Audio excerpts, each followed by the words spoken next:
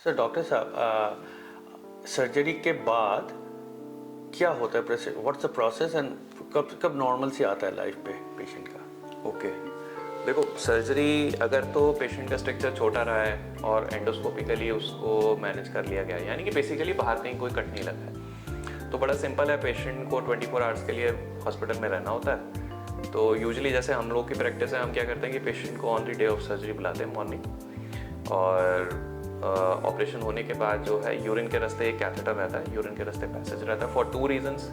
क्योंकि एनेस्थीसिया में ऑपरेशन करेंगे तो पेशेंट को खुद से एहसास नहीं होगा कि मुझे यूरिन पास करना है, तो वो ट्यूब हेल्प्स, वो ब्लैडर को खाली करती रहती है। मोर इम्पॉर्टेंटली आपकी जो ट्यूब है वो ऑपरेशन के बाद एटलीस्ट 2 से 3 दिन मिनिमम रखी जाती है। तीसरे दिन के बाद वो निकाल देते हैं, उस ट्यूब की ज़रूरत नहीं है। ये मैं बात कर रहा हूँ अगर हम एंडोस्कोपिकली इंटरवीन कर रहे हैं, मतलब पेशाब के रास्ते में कैमरा लेके अंदर जाना और उसको नाइफ से या फिर लेज़र से कट करना। उसमें भी लोग कहते हैं कि लेज़र से करा लो जी, बहुत अच्छा ऑप्शन है, नाइफ से करा लो। ये दुनिया भर में टेस्ट हो गए, सब कहते हैं कि लेज़र और नाइफ के रिजल्ट जो है दोनों सेम है बिल्कुल। और इनफैक्ट वो कहते हैं कि लेज़र की कॉस्ट एडिशनली ऐड हो जाती है, तो लेज़र का कोई बेनिफिट नहीं है पेशेंट को। हमारे पास दोनों है, हम दोनों करते हैं बेसिकली, ठीक है। लेकिन उस कोई ऐसा नहीं है कि लेज़र का पेशेंट को ज़्यादा फायदा है। इस पर्टिकुलर चीज़ में लेज़र का कोई फ़ायदा नहीं है मरीज़ को, दोनों का सेम रिजल्ट होता है। इस सर्जरी में क्योंकि बाहर कोई कट नहीं लगता, तो ऑपरेशन के अगले दिन जो है हम लोग कैथेटर के साथ, जो पेशाब की ट्यूब होती है उसको कैथेटर कहते हैं, उसके साथ हम लोग पेशेंट को डिस्चार्ज कर देते हैं। डिस्चार्ज करने के बाद फिर पेशेंट को हालांकि थोड़ा सा ऑकवर्ड लगता है कि यूरिन के रास्ते पैसेज जो है ट्यूब लगी हुई है, भाई बैग होगा, ट्यूब जाएगी तो कहीं बैग में भी जाके जुड़ेगी जहाँ यूरिन इकट्ठा होगा। तो आजकल लेग बैग और बहुत सारी टेक्नोलॉजीज आ गई हैं, वो कपड़ों के अंदर ही सारा सिस्टम छुप जाता है, आदमी के हाथ फ्री होते हैं, बाहर से देख के कोई भी नहीं बता सकता कि इसको यूरिन की पैसेज की ट्यूब नहीं है, ठीक है। तो वो फिर हम बुलाते हैं, यूजुअली 3 दिन बाद बुलाते हैं, तीसरे दिन कैथेटर निकाल देते हैं, उसको बोलते हैं जाओ अपने मत रहो, खाना पीना खाओ, सारा अपना काम करो। हल्के बहुत पेशाब की जलन ऑब्वियसली होती है, लेकिन वो ठीक हो जाती है, डोंट वरी। इसके बाद जो है 3 महीने बाद जो है पेशेंट को सर्जरी से 3 महीने बाद जो है यूरिनरी फ्लो का टेस्ट कराना होता है, ठीक है। तो फिर आगे फिर पेशेंट को कैसे प्रोग्रेस हो रही है उसके हिसाब से हम बताते हैं कि 3 महीने 6 महीने साल भर में जब भी आपको एक बार ही दिखाना है, ठीक है। तो बेसिकली एंडोस्कोपिकली इंटरवेंशन का तो फॉलो बड़ा सिंपल है। उसके लिए अगर पेशेंट ठीक है तो वो वीडियो कॉल पे भी बात कर सकता है, उसको फिजिकली भी आने की ज़रूरत नहीं है हमारे पास। जो यूरेथ्रोप्लास्टी होती है जिसमें कि हम लोग गाल के अंदर से चमड़ी लेते हैं, पीनिस की लोकल स्किन लेते हैं, उसको रिकंस्ट्रक्ट करते हैं। उसके बाद क्योंकि कट लगता है तो थोड़ा सा पेशेंट को जो पेन होता है ऑपरेशन के बाद, और ड्रेसिंग नीचे लगी होती है टाइट करके, तो उसमें आमतौर पर हम लोग पेशेंट को 2 से 3 दिन जो हॉस्पिटल में रोकते हैं।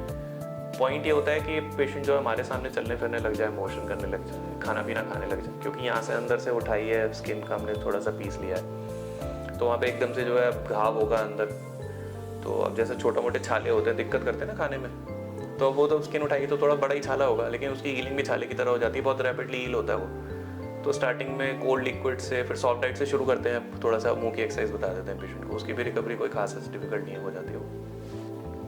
3-4 दिन के बाद हम लोग पेशेंट को डिस्चार्ज कर देते हैं। इसकी ट्यूब जो है करीब हम लोग 3 हफ्ते रखते हैं, 3 हफ्ते तक जो है रखते हैं। ड्रेसिंग की ज़रूरत जो है स्टार्टिंग 3 से 5 दिन पड़ती है, उसके बाद ड्रेसिंग की भी ज़रूरत नहीं है। तो पूरी तरीके से अगर आप कहो कि पेशेंट जो है अपना एकदम कंफर्टेबल होकर काम कब कर सकता है, तो मेरे पर्सनल एक्सपीरियंस में वो पेशेंट 5-6 दिन के बाद ही कर सकता है। कितना जो है ट्रैवल कर ले या ऑफिस में बैठ के डेस्क जॉब कर ले, ऑब्वियसली बहुत ज़्यादा फिजिकल वर्क वो कैथेटर के साथ नहीं कर पाते हैं। डेस्क जॉब और ये सारी चीज़ें पेशेंट कर लेते हैं ईजिली, ठीक है।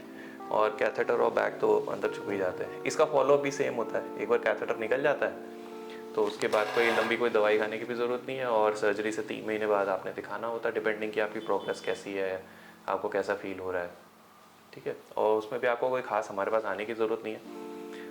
बेसिक 1-2 गिने चुने टेस्ट होते हैं, आजकल सभी जगह हो जाते हैं, वो हम पेशेंट को बता देते हैं कि आप जो है करा लो, अपने वीडियो कॉल पे हमसे बात कर लो और उधर ही टेस्ट शेयर कर दो। अगर कुछ एक्चुअली ऐसा लगेगा जिसके लिए हमें कुछ इंटरवीन करना है या आपको कोई प्रॉब्लम है, तो हम बोलते हैं कि आप हमारे पास आ जाओ, अदरवाइज क्यों अपना फालतू में टाइम वेस्ट करना, वीडियो कॉल करो, बता दो हमको उसी पे। तो बेसिकली इसका ये फॉलोअप होता है।